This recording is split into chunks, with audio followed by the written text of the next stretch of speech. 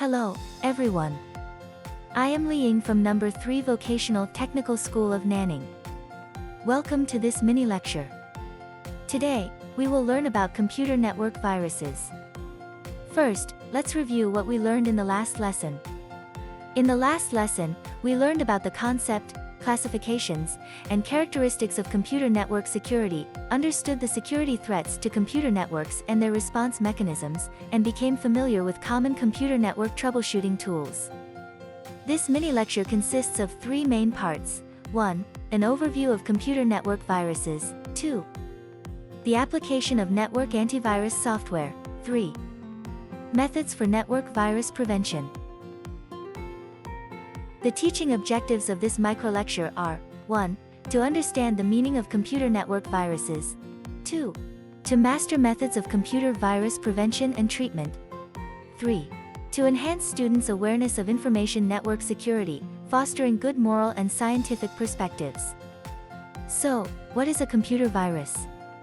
A computer virus is a segment of malicious code or instructions artificially created with the intent to cause harm, spread by infecting computer files, primarily aiming to damage or alter user data and disrupt the normal operation of information systems. Benign viruses are more prank-like in nature and cause less damage, but malignant viruses can crash software systems and damage hardware. For example, Trojan viruses can lead to the theft of online banking and transaction accounts of computer users, causing severe economic losses. Therefore, the Computer Software Protection Regulations stipulate that creating and spreading computer viruses constitute illegal and criminal acts. Next, let's begin with the first part, an overview of computer network viruses. Computer network viruses refer to computer viruses that spread through network channels, belonging to the second generation of computer viruses and representing a major category within malicious code. This includes web page viruses created using ActiveX and Java technologies. Traditional viruses primarily targeted standalone computers, with magnetic media as their only transmission route, whereas network viruses mainly propagate through email communication and file downloading, causing network congestion or even paralysis, directly endangering network systems. Systems infected by viruses can easily lead to information leaks.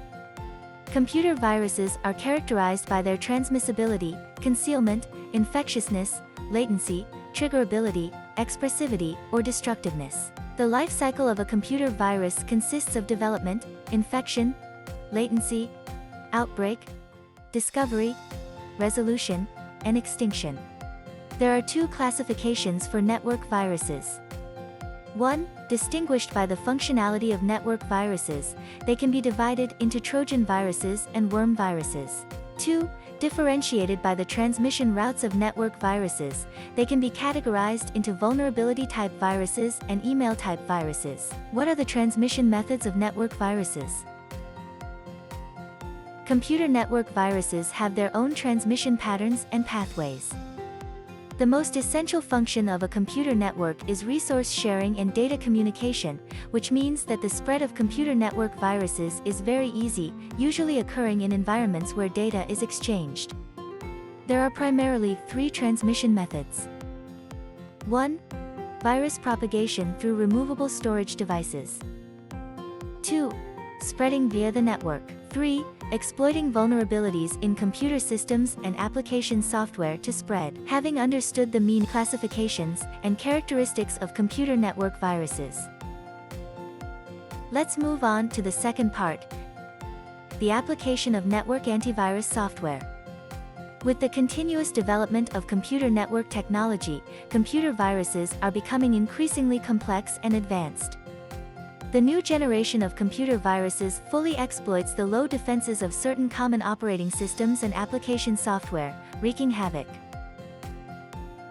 As the internet becomes globally ubiquitous, the incidence of attaching virus-laden files to emails have been steadily increasing, significantly accelerating the spread of viruses and broadening the scope of infection. The basic functions of network antivirus software include scanning file servers and workstations for viruses, immediately alerting and isolating files infected with viruses, with the task of removing computer viruses being the responsibility of network administrators. Network antivirus software generally offers the following 3 scanning methods. 1. Real-time scanning. Real-time scanning involves continuously scanning a file during inbound, outbound, storage, and retrieval operations to detect the presence of viruses and other malicious code. 2. Scheduled scanning. This method allows for presetting dates and times to scan file servers. The frequency of scheduled scans can be daily, weekly, or monthly, and it is best to choose a time when network activity is not very busy. Regularly and automatically scanning servers can effectively improve the efficiency of antivirus management, giving network administrators more flexibility in implementing antivirus strategies. 3. Manual scanning. Manual scanning enables network antivirus software to scan specified drive letters, directories, and files on file servers at any time. The duration of the scan depends on the size of the files and the capacity of the disk resources to be scanned. Next, we will learn about the third part, methods for network virus prevention. A multi-layered network virus protection strategy is an important means to ensure information security and the safe operation of network systems. Viewing from the various components of a computer network system, a multi-layered defense network antivirus system should consist of user desktops, servers, internet gateways, and firewalls. The main strategies include 1. Selecting effective antivirus, anti-malware software, and regularly scanning and disinfecting devices within the network. 2. Increasing security awareness. 3. Developing comprehensive management systems and ensuring their implementation. That's all for the mini lecture today. Next, we will summarize this lesson. In this lesson, we learned about the meaning, classifications, and transmission methods of computer network viruses, understood the basic functions and scanning methods of network antivirus software applications, and became familiar with methods for network virus prevention. Finally, to reinforce our learning, I've prepared some exercises for you. I hope you will complete them diligently to internalize the knowledge we've covered. This concludes the mini lecture today. Thank you, everyone.